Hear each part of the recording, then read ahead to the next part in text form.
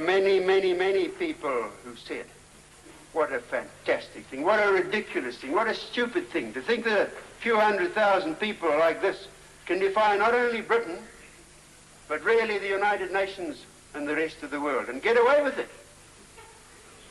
What a nerve. Who do they think they are? Well, you know, ladies and gentlemen, we've actually won. We have won. Make no mistake.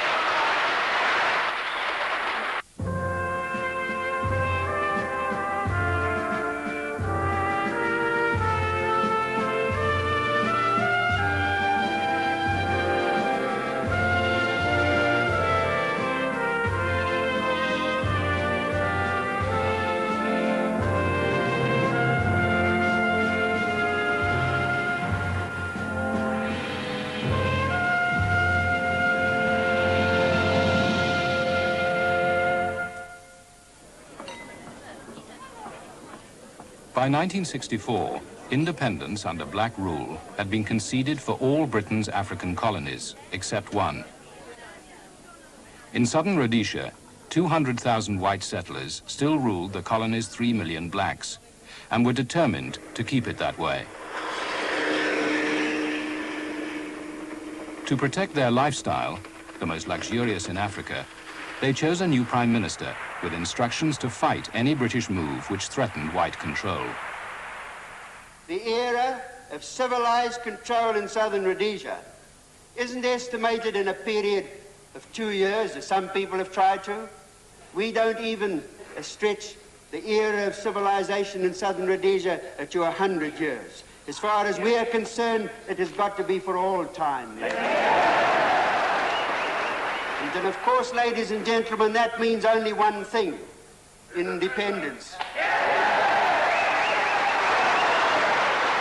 I went and saw them in 1964 and was frankly horrified. Ian Smith and his cabinet seemed to me to be like a set of white ostriches.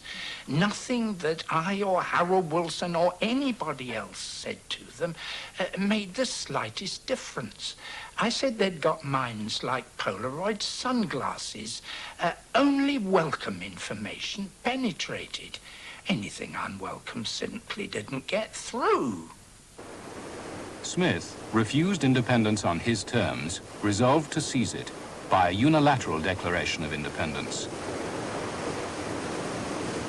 His security advisors told him UDI would be too dangerous. In October 1965, he called them to a meeting.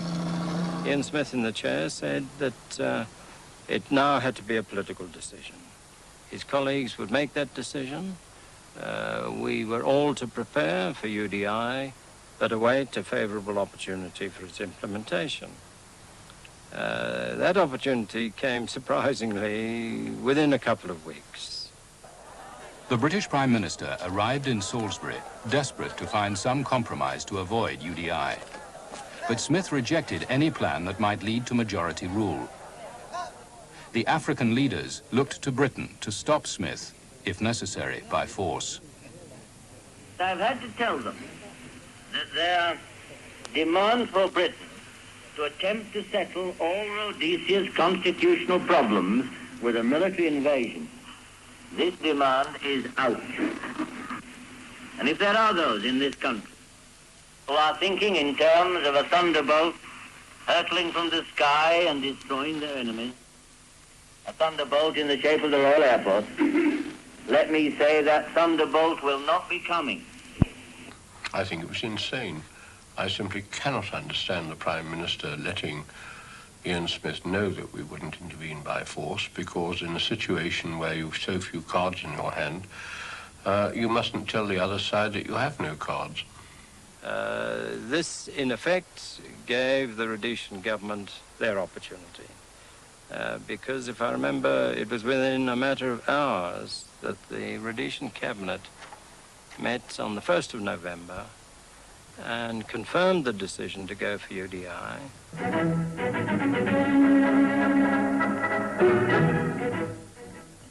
The following message was sent today from the Prime Minister.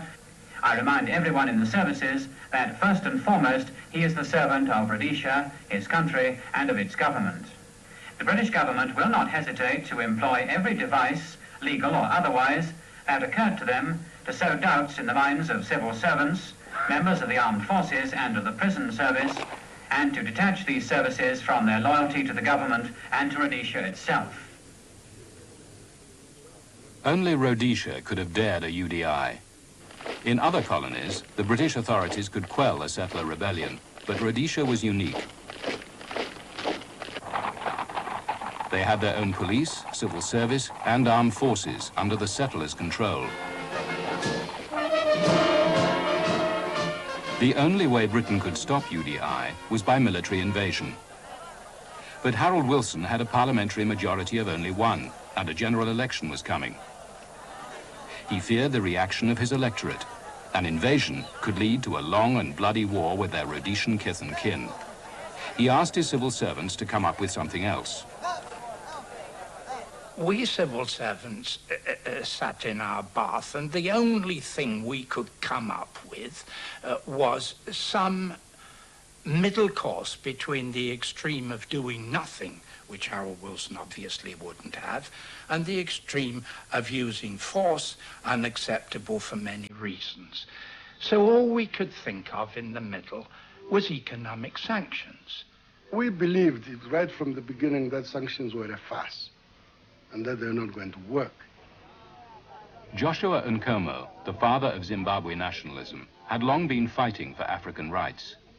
He had been rounded up, along with the other nationalist leaders. The Smith regime kept them in detention for the next 10 years.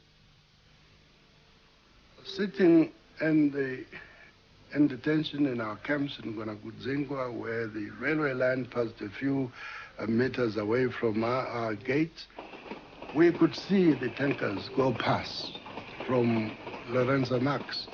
And as we had said to Mr. Wilson, when he said the sanctions were the trump card, and we said we did not believe they could be a sufficient trump card when Wilson himself had said nothing was going to be done to any petroleum products coming from South Africa. We were worried for, I suppose, a month or so, uncertain. But nothing terrible happened. In fact, it was a little better than we had expected. And then it gradually got better, not worse. We became industrially self-sufficient. We developed a much broader base to our whole economy and our industry. It was a shot in the arm. Sanctions failed to bring the rebels to their knees. Black Commonwealth leaders demanded action. Wilson, still determined not to use force, pursued Smith on land and on sea. He pleaded with him to promise the blacks majority rule, so Britain could recognize white Rhodesia's independence and shed this thankless responsibility.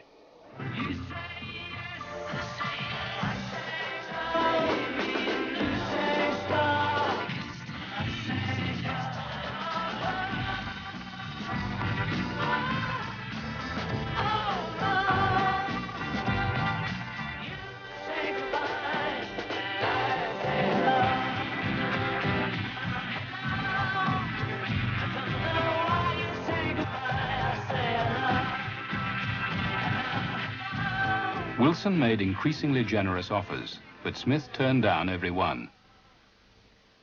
In 1971, after 6 years of UDI, the new Conservative government went even further. Smith signed a deal with Sir Alec Douglas Hume.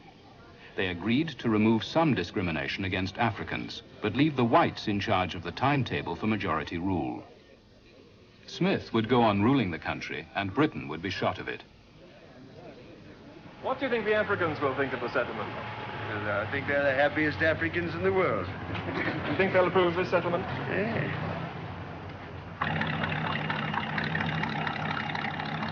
But British governments had always laid down one condition. The Africans must approve the deal. Morning. Britain appointed a royal commission, which dispatched teams across Rhodesia to discover the Africans' opinion. What sections of the people in Rhodesia should be represented in the parliament? The nationalists seized their opportunity to tell the world they would never trust Smith to deliver majority rule. A moderate, Bishop Muzorewa, was picked as the respectable frontman by the nationalists who were running the campaign. We had no money, we had no funds, we had no transport, but somehow word spread just like wildfire throughout the country. And for the first time, you know, everybody was active, and it was no independence before majority rule, no independence before majority throughout the country.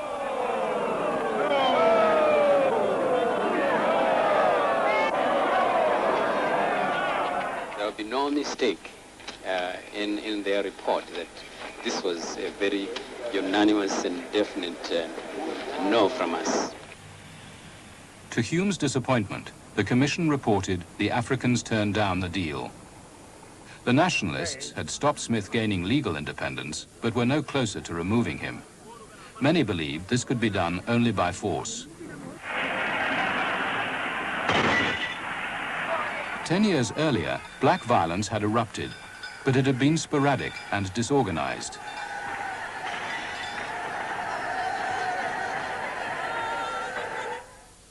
A group of nationalists, including Robert Mugabe, unhappy with Nkomo's leadership, broke away to form a new party, ZANU. In 1964, they declared war on the Smith regime. Both parties sent guerrilla cadres abroad for training, but for 10 years, they had little impact. We were then in detention, and as these cadres returned from training, there was no real base within the country for them to operate. We hadn't actually prepared the people for the armed struggle. And now for them to entertain guerrillas who were armed was quite a new experience and a frightful one. And so as these cadres returned, having walked long distances from Zambia, they fell just into the hands of the security forces, and they just came to surrender.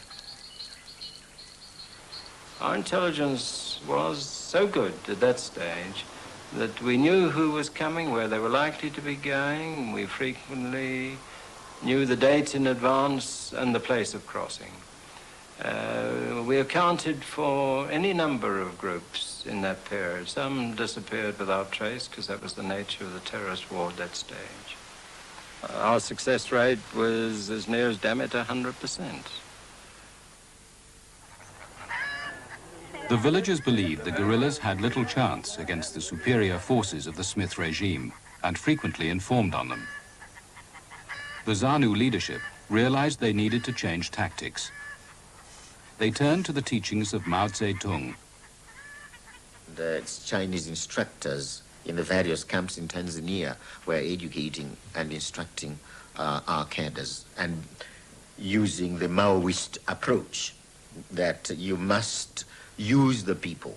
And amongst the people, you are like a fish in water. Outside the people, without them, you're like a fish outside water.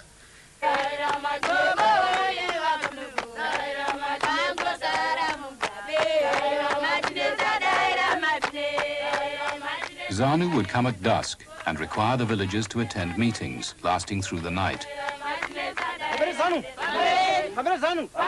Mixing entertainment with politics, they taught the people that if they closed ranks behind the fighters, the Smith regime could be defeated. The major message we were bringing to the people was, now we want our country. We are no more politicians who speak by the word of mouth. We are people who want to fight for our country and get it back through the barrel of the gun, as it was got from us.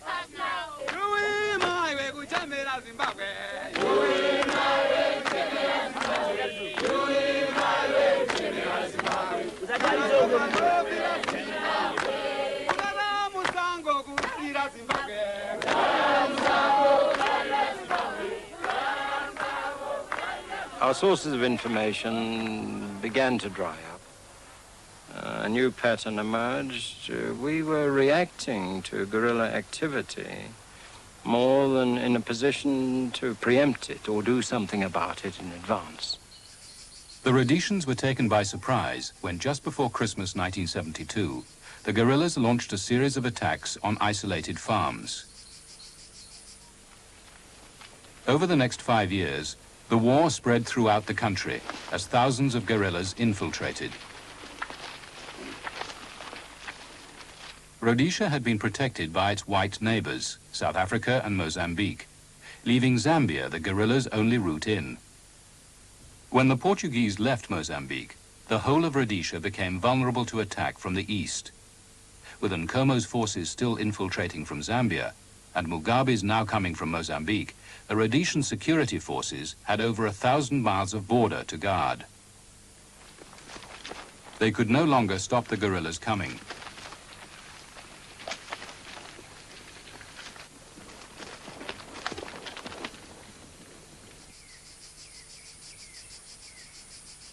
The guerrillas would strike without warning, only to vanish afterwards among the local people.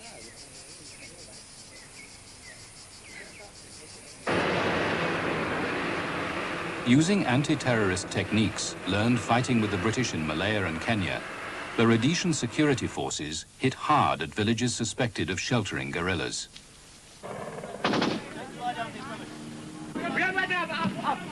The black population was caught between the demands of the security forces for information and the guerrillas' retribution if they talked.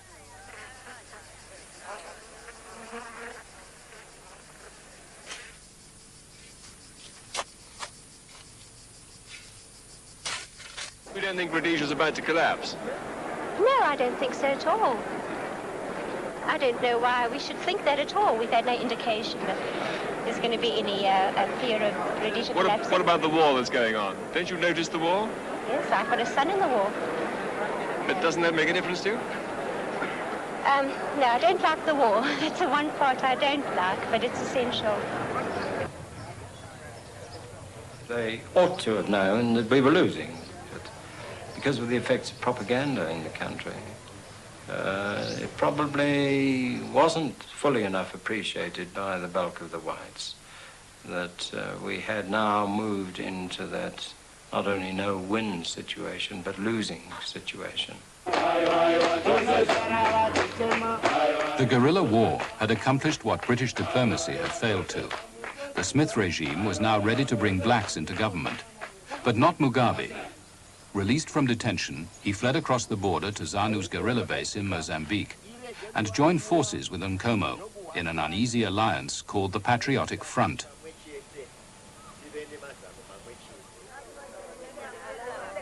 Ian Smith looked for a moderate black leader inside the country. We started negotiating with the internal black people as a result of a suggestion put to me by Alec Douglas Hume.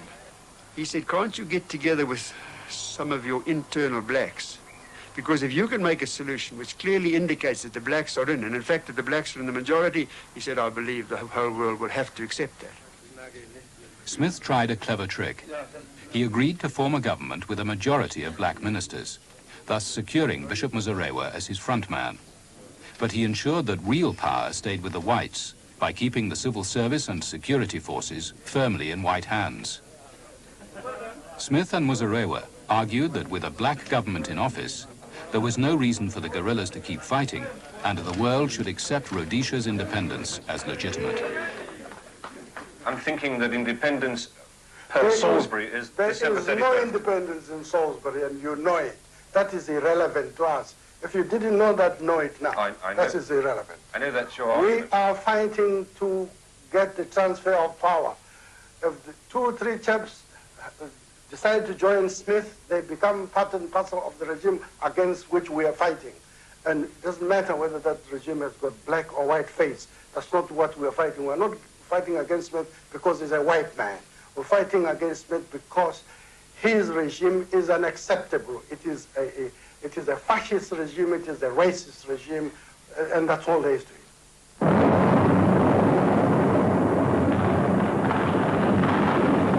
The guerrillas responded to the call to lay down their arms by bringing the war to the heart of Salisbury. They ignited Rhodesia's largest petrol depot, destroying millions of gallons of fuel. Smith's scheme to end the war had failed. This is the voice of Zimbabwe, Rhodesia. The time is 9 o'clock. In Rhodesia, the illegal regime had adopted the name Zimbabwe Rhodesia. In April 1979, Smith held the country's first majority rule election. Bishop Muzorewa succeeded him as Prime Minister, but the regime remained an international outcast. They had only one hope left. 2 weeks after Muzorewa, Mrs. Thatcher won her election. If she recognized Muzorewa's government, Rhodesia would be legally independent. No one questions that there is a majority of black Rhodesians in Parliament, a majority of black ministers in the cabinet, and a black Prime Minister. Now, starting from that basis, we believe that there is a possibility of getting some agreement on going forward. And I would say this very, very firmly. Unfortunately, there is still terrorism operating. But we must make certain that the bullet does not beat the ballot. Mrs. Thatcher seemed set on recognizing the Muzorewa regime, but her foreign secretary was not enthusiastic.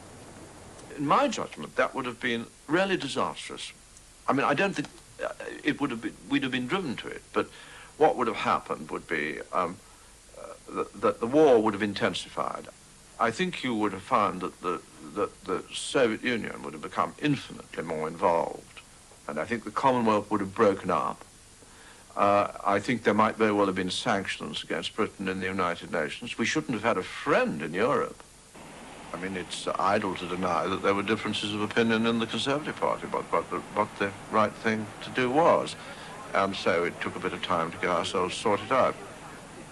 3 months after the election, at the Commonwealth Summit in Lusaka, Britain announced that after years on the sidelines, she was going to take center stage. Mrs. Thatcher backed away from recognizing the Muzorewa government. Instead, she offered the Patriotic Front guerrillas, whom previously she had labeled terrorists, an equal place with the Muzorewa government at a conference in London. Mrs. Thatcher's U-turn infuriated the Conservative right wing. They mobilized for attack at the annual party conference in Blackpool. I must say, I went up to Blackpool. There's a certain amount of trepidation. You know, Hang Carrington banners and the hall filled up all during lunch. There wasn't a seat to be had. Everybody forecast there was going to be blood on the floor, and it was going to be mine. We all want peace in Rhodesia, but not peace at any price.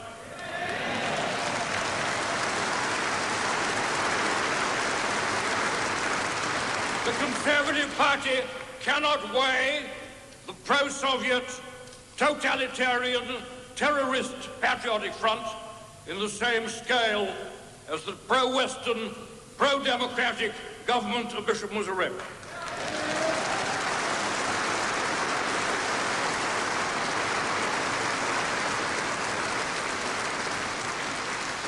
I ask you to face the facts. So long as the British government supports sanctions and continues sanctions, we are supporting the Patriotic Front, and we are supporting the drive of Soviet imperialism in Africa.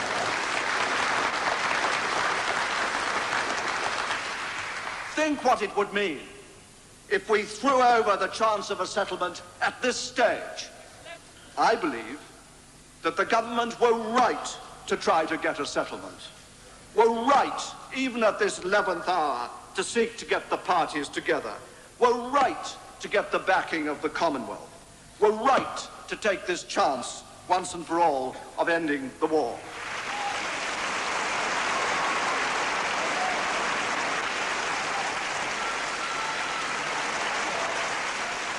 I give you my word that it will not be the fault of this government if we fail. Lord Carrington and Mrs. Thatcher carried their party, but their biggest problem still remained. When the Lancaster House Conference opened on the 10th of September 1979, the Rhodesian War came to London. With diplomacy their only weapon, the British hoped they could bluff each side into believing it would form the government of independent Zimbabwe. Bishop Muzorewa came to Lancaster House because it was his only way to win legal recognition. It was not clear he was in charge of his team. His colleague, Ian Smith, had outwitted the British before. The Rhodesians hoped the PF would walk out, leaving Carrington no option but to settle with them.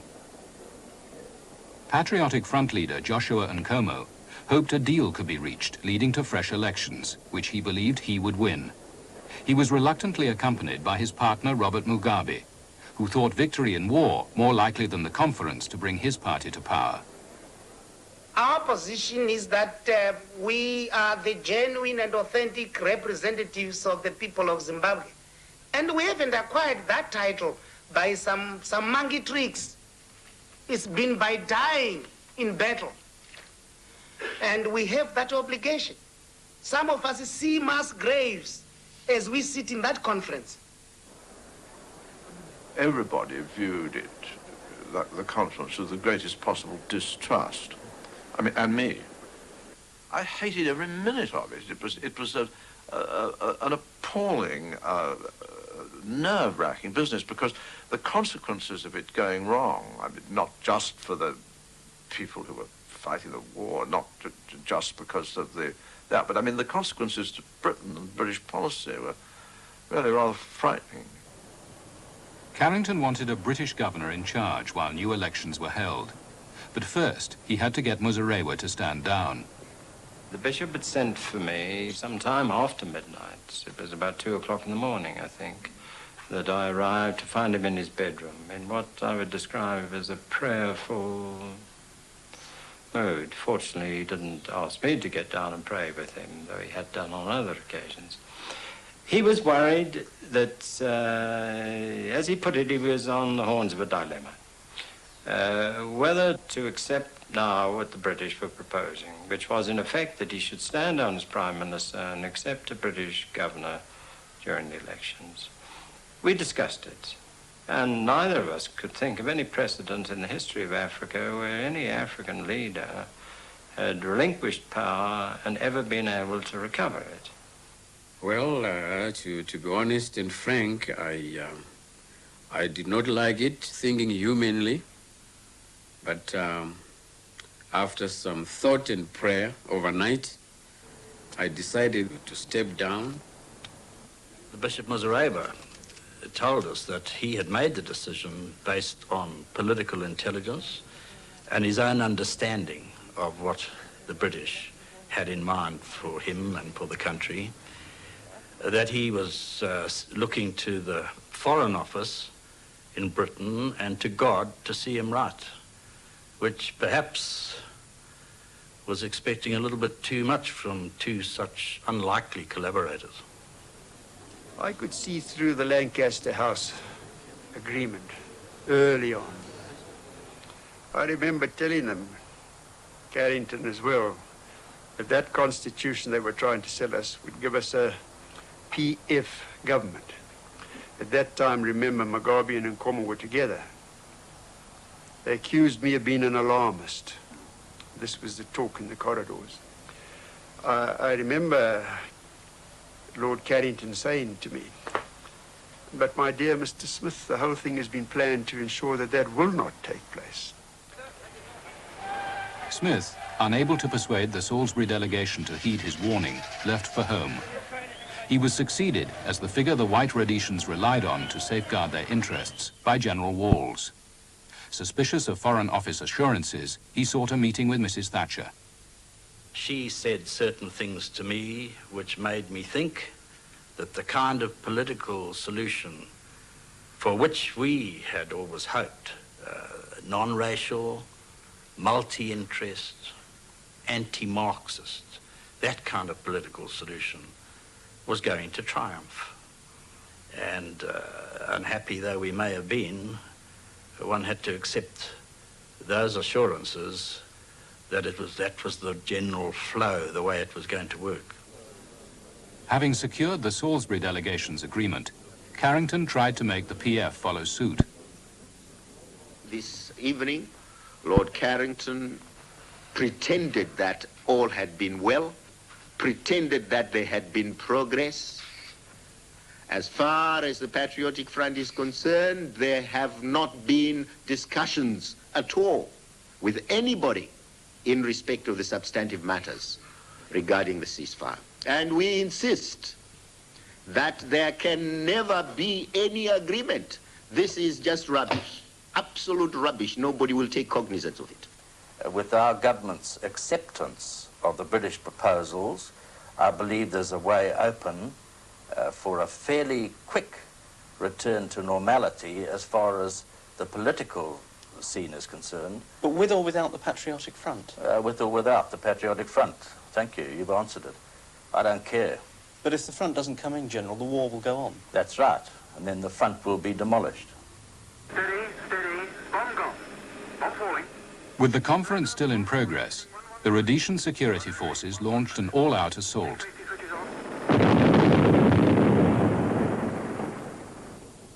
They unleashed destruction on both Zambia and Mozambique in a final attempt to demolish the Patriotic Front. They carried out very extensive raids all the way down the Limpopo Valley, very nearly to the capital of Mozambique. The military temperature was rising all the time, and unless we did something fast to bring things to a conclusion, everything that had been gained in the conference would be thrown away.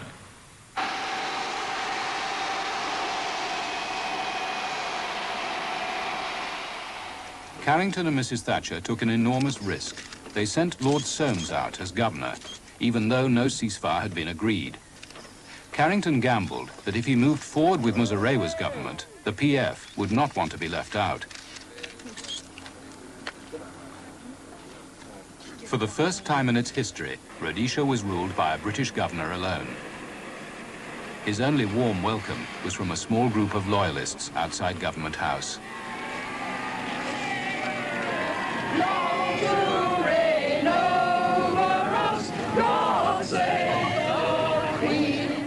It didn't change my mind. I was going through a very tricky situation. Didn't alter that.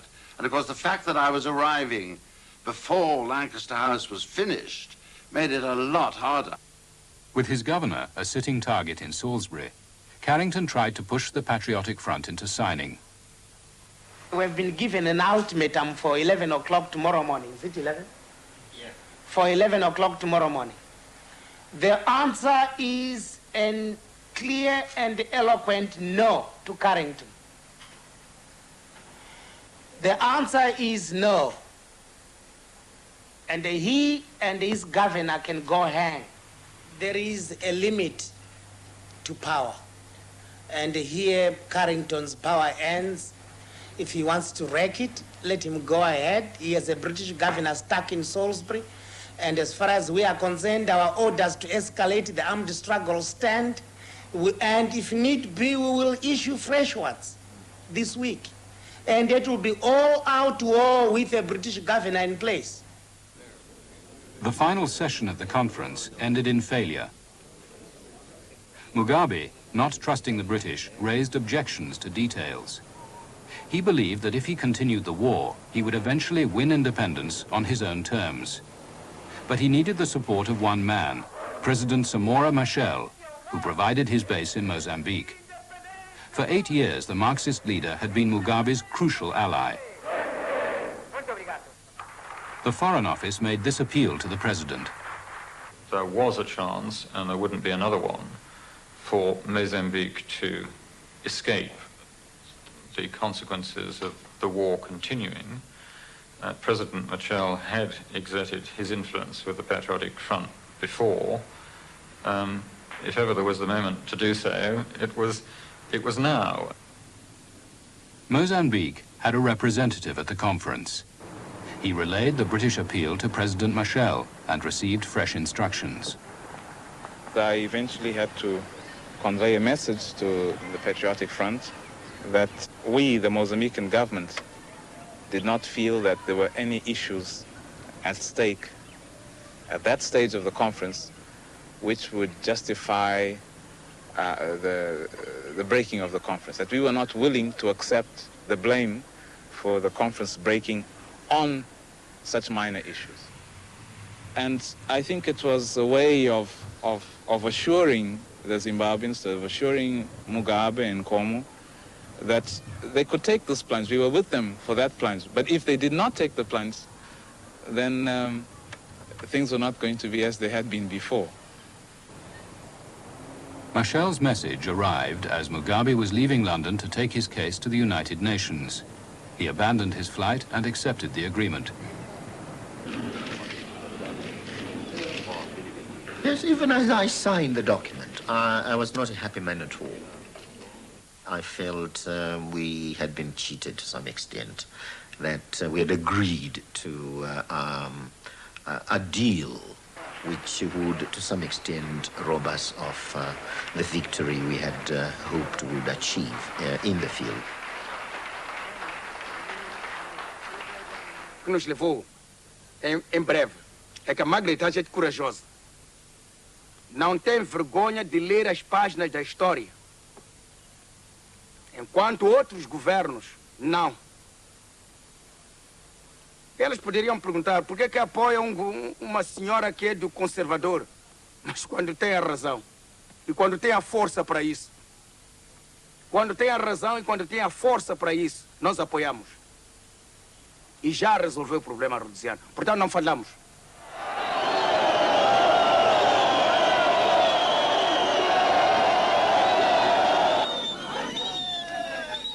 To get agreement on paper had been difficult. To get it implemented on the ground would be even harder. Lord Soames had to conduct an election under the guns of two armies. He had to rely on one, the Rhodesian security forces, to keep order, with no way to make them obey. I mean, I didn't have command as commander-in-chief of the forces over the security forces that a governor would normally expect to have. I mean, I had to persuade and cajole and carry along and just interfere where I thought it was all right to interfere and sometimes close my eyes to what I would normally have liked to interfere with if I felt I'd really had the power so to do. The governor's only troops were a few hundred lightly armed Commonwealth soldiers, waiting in 16 remote assembly points to which the guerrilla commanders had promised their men would come.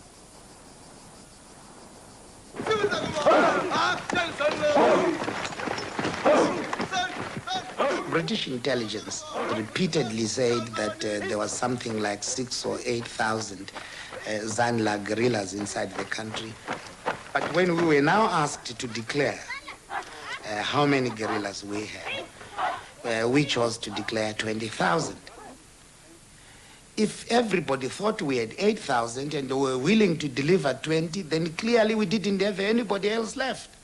In fact, we had a very large army left who remained as political commissars in the country, just simply to assure that we would win the election.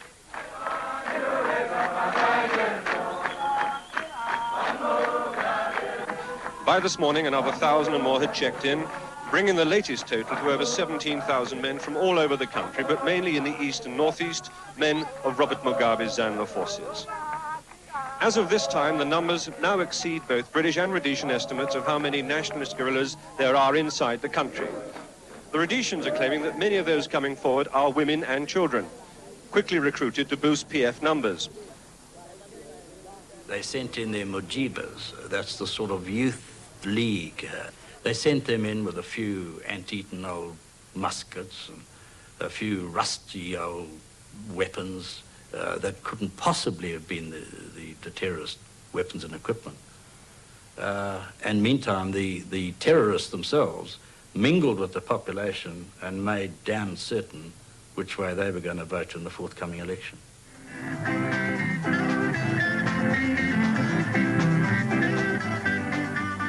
The whites placed their hopes on Bishop Muzorewa to defeat the Marxist Mugabe and show the world that a moderate government was the genuine choice of the people. He launched an extravagant campaign under the slogan, "I have achieved the peace, back me, I'm the winner."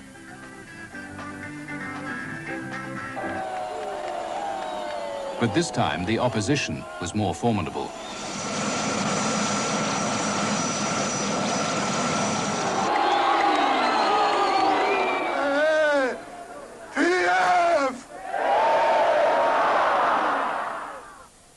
The Patriotic Front were no longer a united team, and Nkomo kept the title PF for his own party. Mugabe's ZANU had decided to fight the election separately, to sort out once and for all which of them would be leader.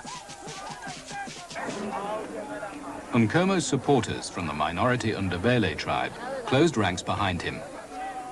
Soon they began to complain of intimidation. To say intimidation is to put it very low. It was not just intimidation. We lost people. We lost the candidate. We lost about 18 to 20 party workers killed by the young men who were deployed by ZANU outside the assembly points. We learned later that they never were committed to assembly points. They were given a task that during elections they would see to it that everyone in that area voted ZANU. Amidst growing accusations of ZANU intimidation, Lord Soames delayed Mugabe's return for 3 weeks. The biggest crowd ever seen in Rhodesia welcomed home the candidate most feared by the whites.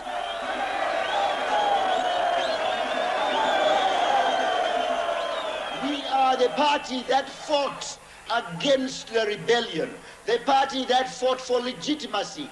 We made it possible for Lord Soames to come to Salisbury as governor. But today, we have become Lord Soames' #1 enemy.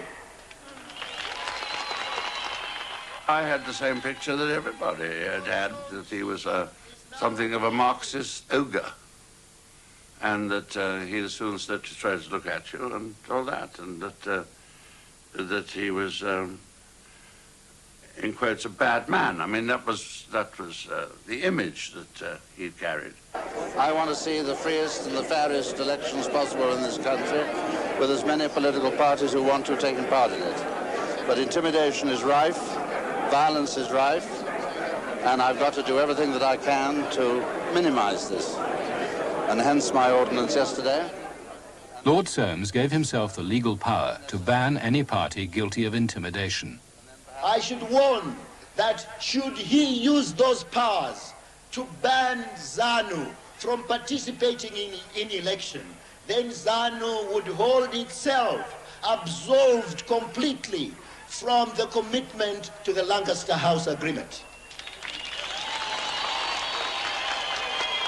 I'm saying, Lord Soames, choose, is it war or peace?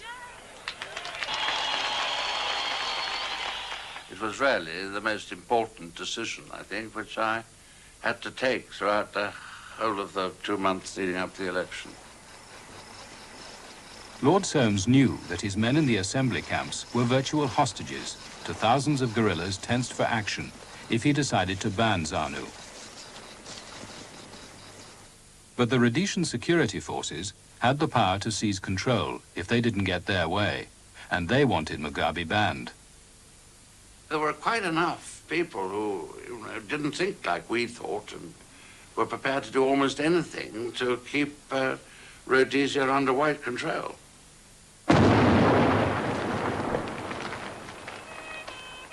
As he drove away from an election rally, Mugabe narrowly escaped assassination when a bomb exploded under his motorcade.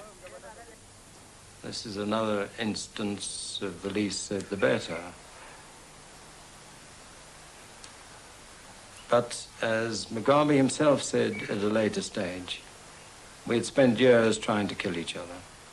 There were things went on during the elections that would not have been happening in normal times. A series of bombs exploded across the country. A bus filled with Muzorewa supporters was hit by a rocket. Evidence pointed to clumsy attempts by the security forces to incriminate ZANU. I think it became apparent towards the end, I mean the last week or so, that Mr. Mugabe was going to win, I think that it was, at that time, it was not a solution which I thought would be as well received as some of the others.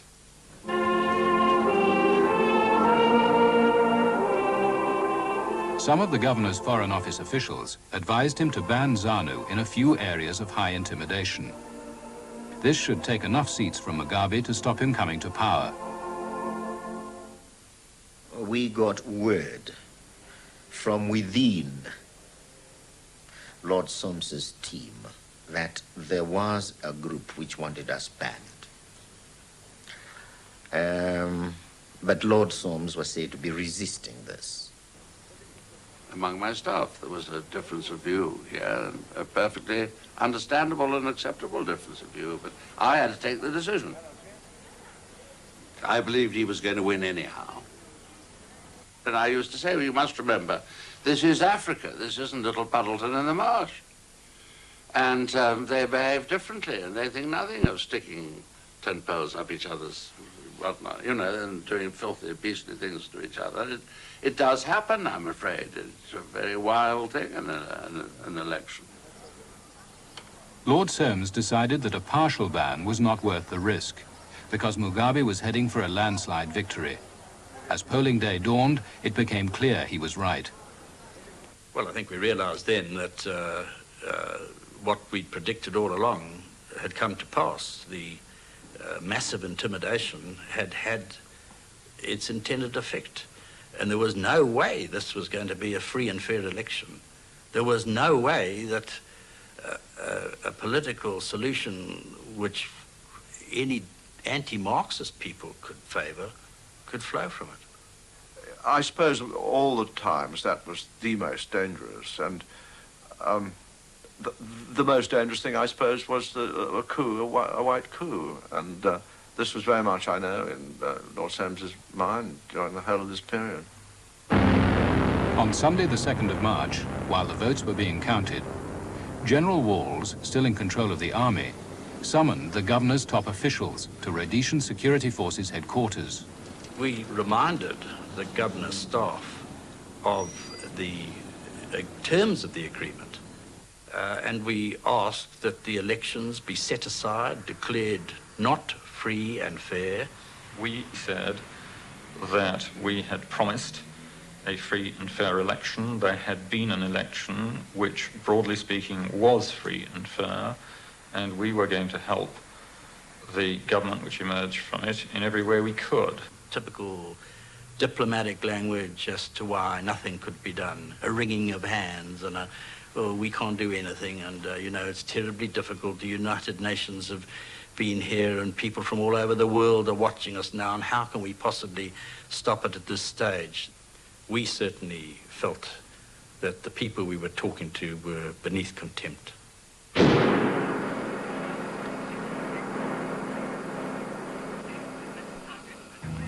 It was a very tense meeting, but there were people who realized fully, and in fact I believe that Walls also realized, that any imprudent action would result in real disaster for the white community. When push came to shove, Walls took the right decision right the way down the line, including deciding that he would not support a coup at the end, and there was much pressure, I have no doubt, put on him for that. Finally, I will recap on the results and the state of the parties. ZANU PF, 57 seats. The Patriotic Front, 20 seats. The UANC, 3 seats.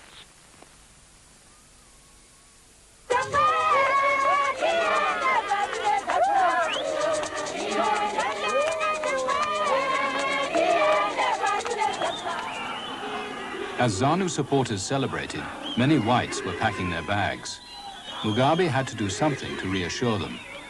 He flew to Mozambique to consult President Samora Machel. Samora felt we should also include Ian Smith in the government, but we said, okay, we'll think about that one. So as to kind of avoid any possible rift in the unity of the nation. But when we went to President Nyerere said, oh, no, Ian Smith, of course not.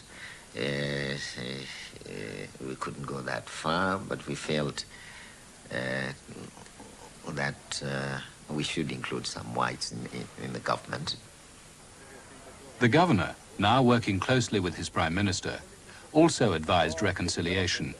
Mugabe should meet the general he had been fighting for 7 years and invite him to stay on as his commander. During the course of the discussion, I said to him, but how can I, as an avowed anti-Marxist, work for a person like you? And he said, well, you must know, General, that the teachings of Karl Marx are identical to those of Jesus Christ. And I said, I can't possibly accept that, but I can't argue with you on an intellectual thing like that now. General Walls agreed to serve independent Zimbabwe. Here, as throughout the empire, once British rule was over, the whites who stayed on continued to prosper. It was the minorities at odds with the new regimes who suffered most from the end of the British Empire.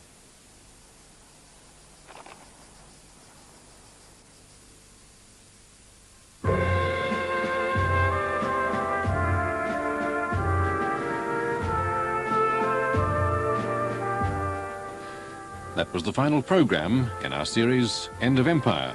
Next week, the start of a 13-part documentary series on a very grand scale indeed. It's Soldiers, hosted by author Frederick Forsyth. A preview in a moment.